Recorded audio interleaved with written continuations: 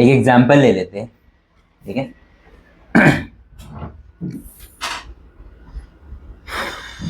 ठीक है, 4.2 स्टार्ट करने से पहले अपने को चेन समझना पड़ेगा। कौन सा चेन? जीएसटी का चेन, ठीक है। जीएसटी के चेन में सबसे पहले जो हम लोग प्रोडक्ट मैन्युफैक्चर कर रहे हैं और उसको कंज्यूमर तक पहुंचा रहे हैं, उसके चेन में सबसे पहले जो होता है वो क्या होता है? मैन्युफैक्चरर। फिर उसके बाद मैन्युफैक्चरर के बाद आता है कौन? होलसेलर,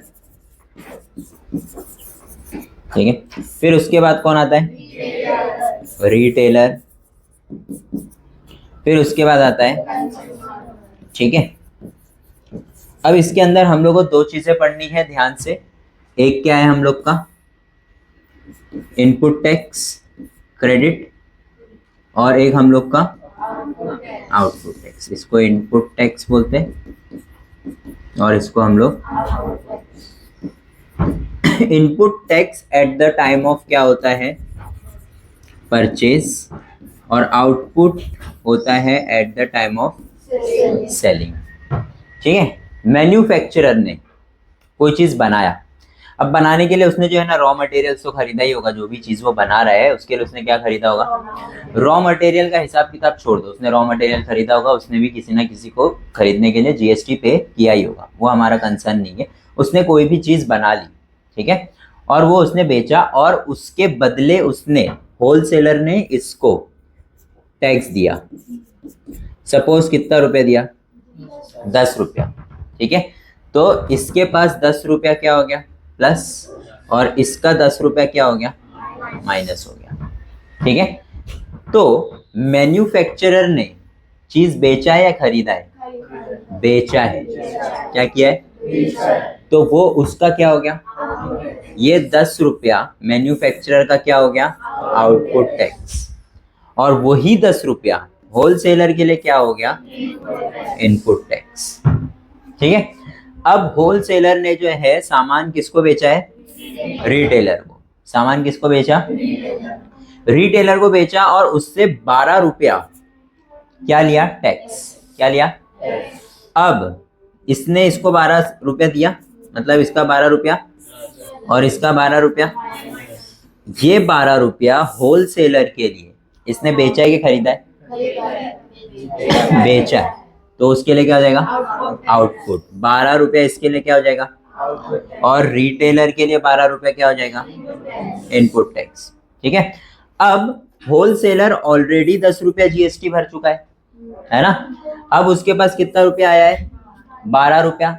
तो अब हम लोग इस चेन का फाइंड करेंगे क्या? GST payable. क्या फाइंड करेंगे?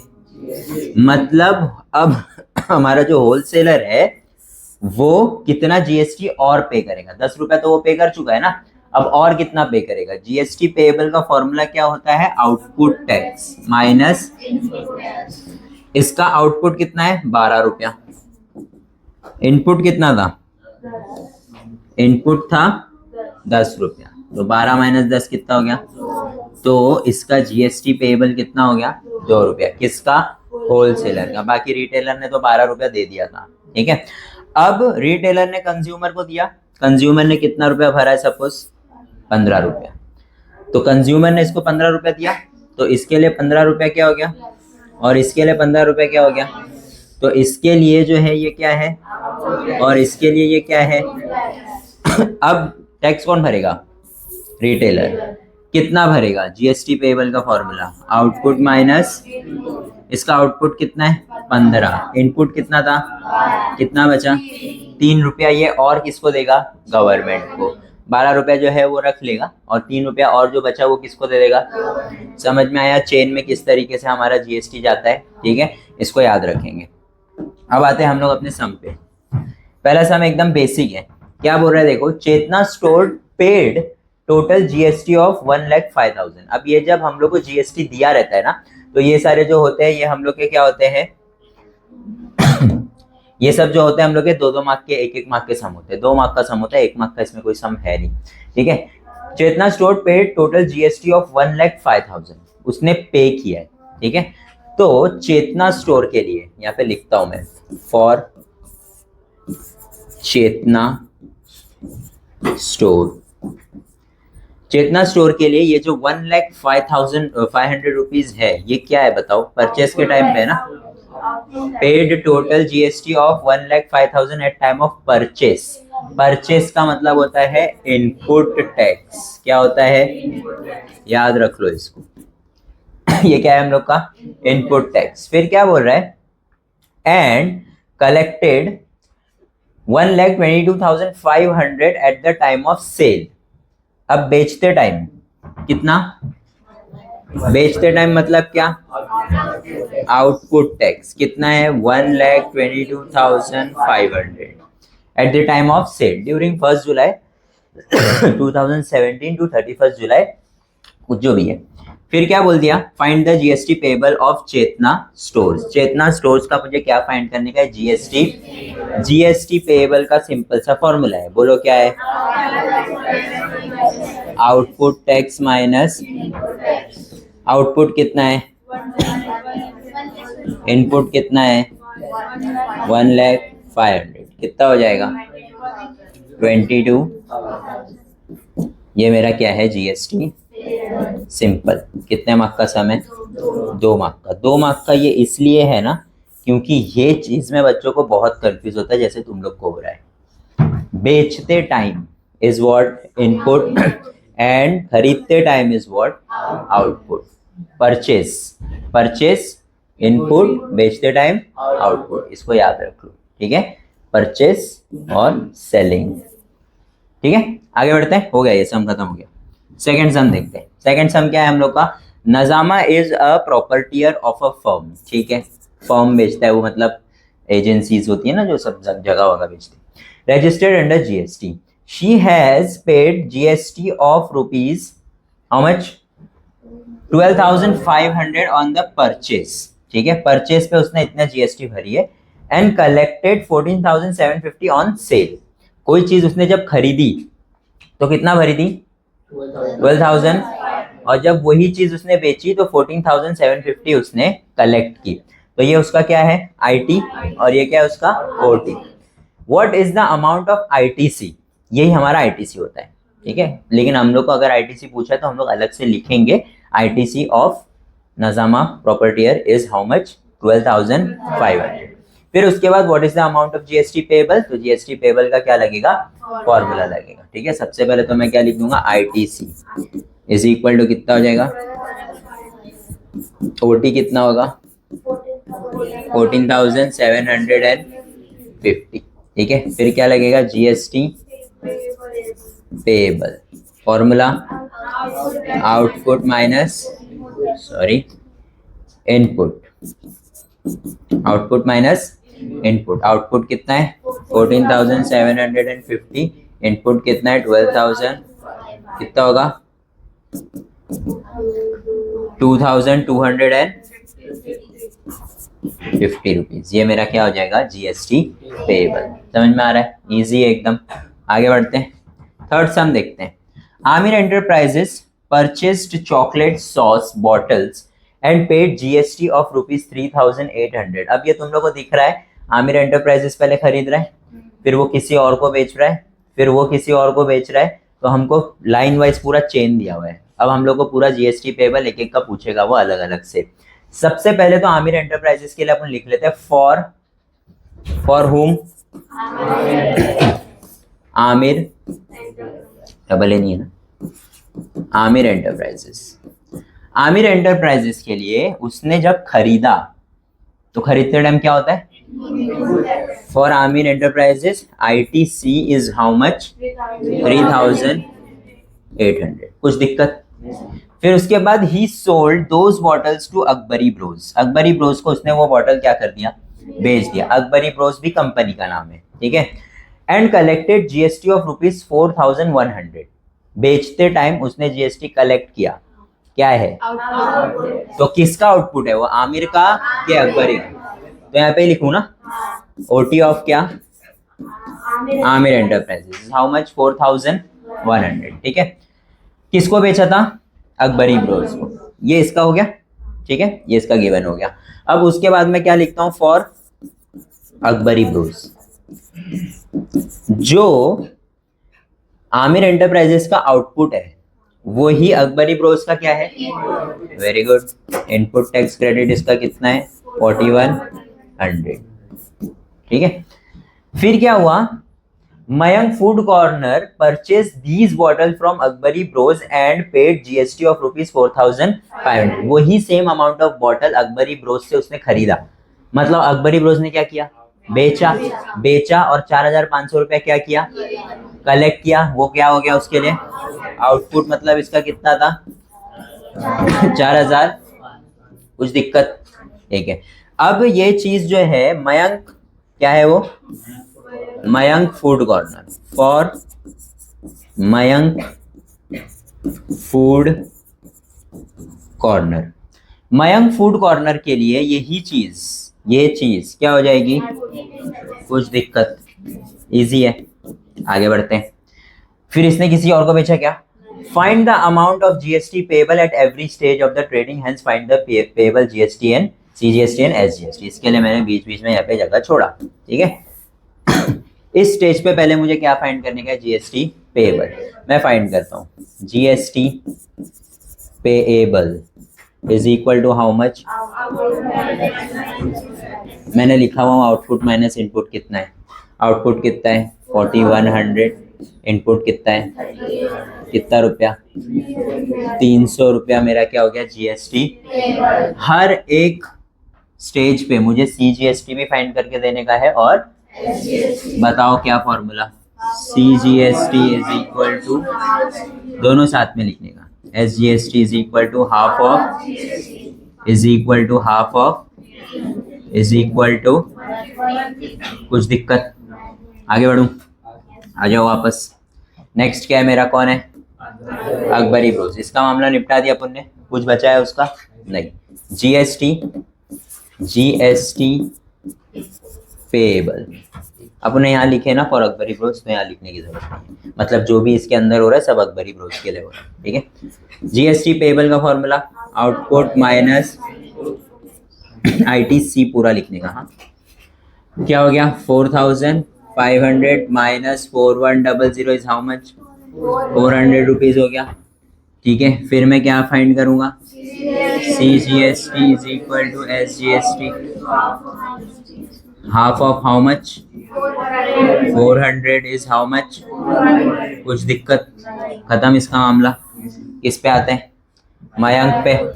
मयंक क्या बोल रहा है? मयंक ने सिर्फ क्या किया? आईटीसी है इसका, है ना? इसका सिर्फ क्या है? इसका ओटी का है। इसने किसी को बेचा? इसने अब तक बेचा ही नहीं है ना। जब इसने बेचा ही नहीं है तो इसने सिर्फ अब तक टैक्स भरा है। अब तक टैक्स कलेक्ट किया है क्या? जब इसने टैक्स कलेक्ट ही नहीं किया है, इसके पास एक्स्ट्रा पैसा आया ही नहीं है, तो ये गवर्नमेंट को कुछ देगा क्या? तो इसका जीएसटी पेबल बनेगा? नहीं बनेगा। समझ में आ गया सर? टेंशन नहीं लेने का सर। थर्ड वाले का क्या नहीं है जीएसटी पेबल? क्यों नहीं है? क्योंकि फॉर्मूला में आउटपुट और इनपुट चाहिए। मेरे पास सिर्फ क्या है? आउटपुट, तो नहीं बनेगा। समझ में आ गया? क्लियर है सबको? आगे बढ़ूं? ये सम हम लोग को 3 मार्क के लिए पूछ सकते हैं। और ये सब सम जो है ना किसमें पूछता है मालूम? एक्टिविटी वाले सम्स है ये सारे। ठीक है। आगे बढ़ता हूँ। Question number 4। क्या है क्वेश्चन नंबर 4? जरा देखो। Malik gas agency Chandigarh union territory. अच्छा, ये क्यों ऐसा लिख के दे दिया मुझे? ऐसा क्यों लिख के दिया? पहली बार लिख रहा है ना ये तो। जगह का नाम पहली बार लिख के दे रहा है ये। क्यों लिख के दे रहा है? कंफ्यूज करने के लिए। हाँ, ये देखो, चंडीगढ़ यूनियन टेरिटरी है तो इसका एसजीएसटी नहीं आएगा। एस स्टैंड फॉर स्टेट, और ये स्टेट है क्या? ये यूनियन टेरिटरी है, तो इसका एसजीएसटी के बदले क्या आएगा? UTGST, union territory GST. समझ में आया? यहाँ लिखा हुआ है। सीजीएसटी तो सीजीएसटी रहेगा, सेंट्रल तो सेंट्रल ही है। ठीक है। लेकिन स्टेट की जगह पे क्या आ जाएगा?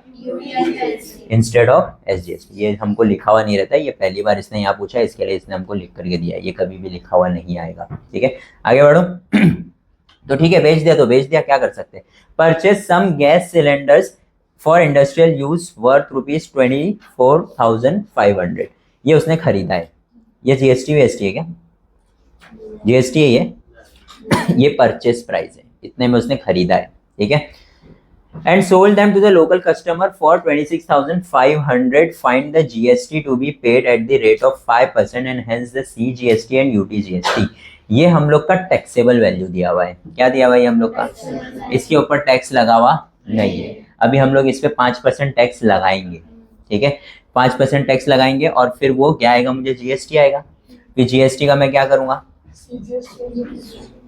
मुझे पूछा क्या है, देखो, paid at the rate of 5% and hence the CGST and the UTGST to be paid for the transaction. Paid for the transaction यानी मुझे ये GST पेबल पूछ रहा है. ये जो नॉर्मल GST हम लोग ने फर्स्ट एक्सरसाइज में किए थे ये वो नहीं पूछ रहा है. ये हम लोग को क्या बोल रहा है, फॉर द ट्रांजेक्शन. मतलब कौन सा ट्रांजेक्शन हुआ है यहाँ पे उसने 24,500 रुपये का खरीदा था तो टैक्स भरा था. फिर 26,500 रुपये का बेचा तो टैक्स कलेक्ट किया. अब ये जो इसने ट्रांजैक्शन किया ना, 2 ट्रांजैक्शन, खरीदा और क्या किया, बेचा, उसमें कितना जीएसटी ये क्या करेगा, पे, वो फाइंड करना है. तो हमको इस तरीके से समझ में आना चाहिए कि ये फर्स्ट एक्सरसाइज का सम नहीं है. ये कौन सी एक्सरसाइज का सम है, इसमें जीएसटी पेबल पूछा गया है. आप सिर्फ क्या कर लोगे, आप इसका जीएसटी फाइंड कर लोगे, इसका फाइंड ही नहीं करोगे. अब 2 अमाउंट देने का रीजन क्या है, यहाँ पे भी जीएसटी आया और वहां पे भी जीएसटी आया.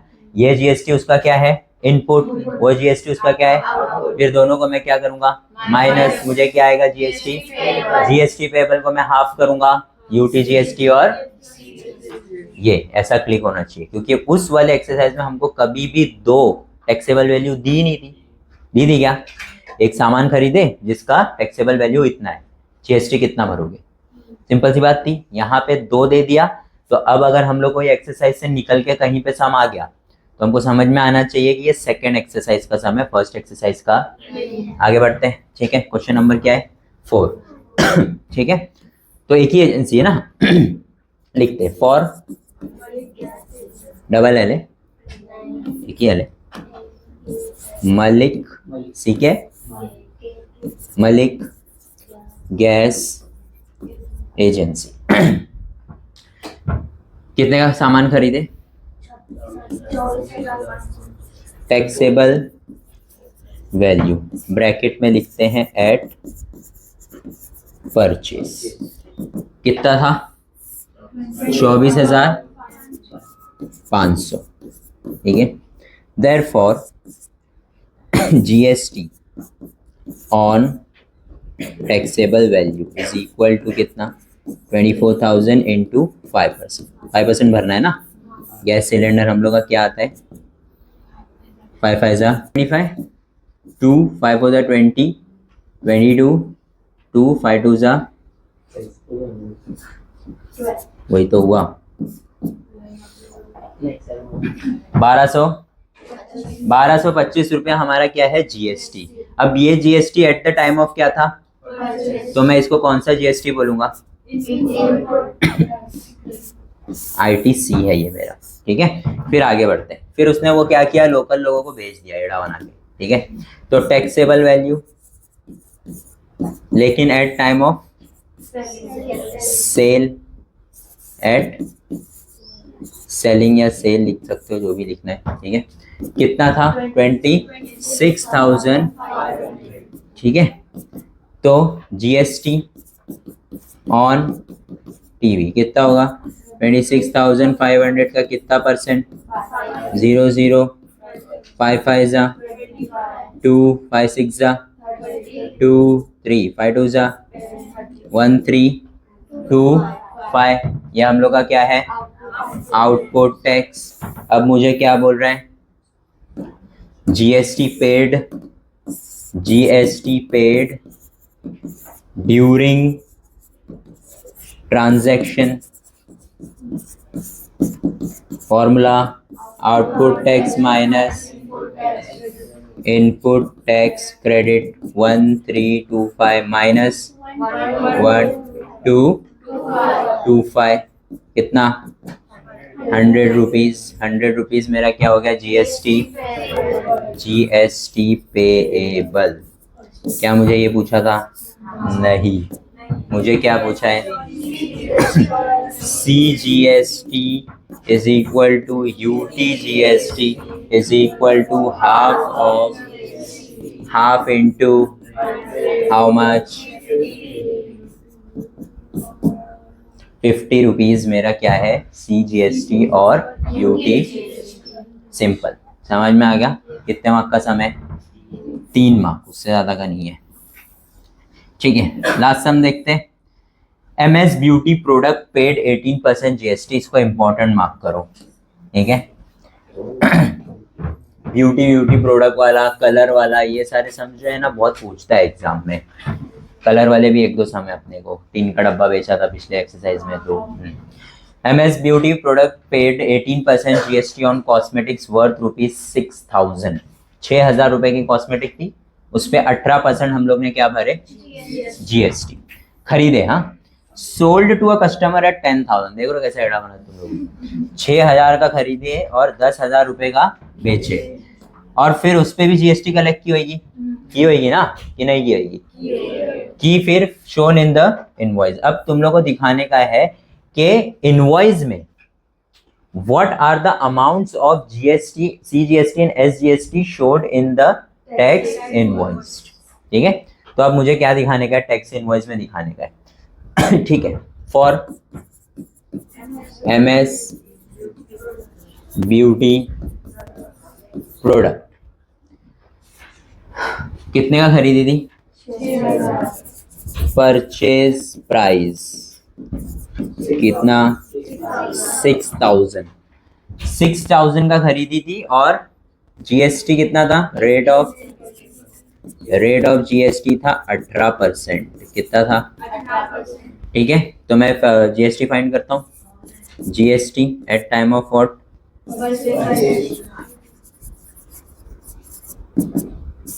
कितना, 6,000 का 0 कैंसिल, ठीक है।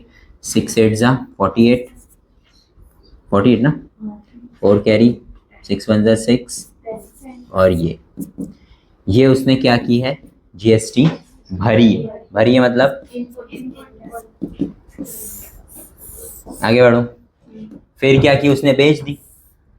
सेलिंग प्राइस कितना, क्या उसने GST कलेक्ट की, ऑब्वियसली की होगी। जब उसने भरी है तो वो लेगी ना, अपना नुकसान क्यों करेगी। कितना परसेंट, 18 लगेगा ना। चेन में कभी भी ये कम होता है क्या, हमको आप बोलोगे सर वो तो खरीदने के टाइम 18 था, बेचने के टाइम कितना ली होगी, बेचने के टाइम 22-25 ले सकती है क्या। गवर्नमेंट का रूल है भाई, कॉस्मेटिक पे 18 लगेगा तो 18 ही लगा सकते हो तुम, 20 लगा के नहीं बेच सकते, ठीक है, केस हो जाएगा तुम्हारे ऊपर। तो एट सेलिंग, ठीक है, तो कितना हो जाएगा GST एट सेलिंग, 10,000 का 18%, कितना, 1800। यस और नो, ये क्या हो गया, उसका आउटपुट हो गया, ठीक है। अब मुझे क्या पूछा है, मुझे ये पूछा है what are the amount of CGST and SGST shown in the tax invoice issue. अब ट्रिकी क्वेश्चन ये हो गया इसके अंदर कि हम लोग को GST पेबल फाइंड ही नहीं करना है, क्योंकि कहीं पे भी हम लोग को बोला क्या GST पेबल फाइंड करो, नहीं, हम लोग को क्या बोला, what are the amounts of CGST and SGST shown in the tax invoice issue. Tax invoice issue करके हम लोग ने किसको दिए, कस्टमर के पास जो बिल आएगा उसमें GST पेबल वेबल बताने की जरूरत है क्या, उसमें सिर्फ ये जरूरत है कि आपने यानी कस्टमर ने MS को कितना टैक्स दिए, ठीक है। तो वो कितना दिया है उसने, 1800 रुपया दिया है। अब 1800 है अगर, तो उसने हम लोग को बोला बाइफोकेट करके बताओ, क्या करके बताओ, मतलब CGST और SGST अलग अलग बताओ, ठीक है। तो लिखेंगे हम लोग therefore customer paid GST of 1800, therefore CGST is equal to SGST is equal to half of, तो CGST is equal to SGST is equal to half into कितना,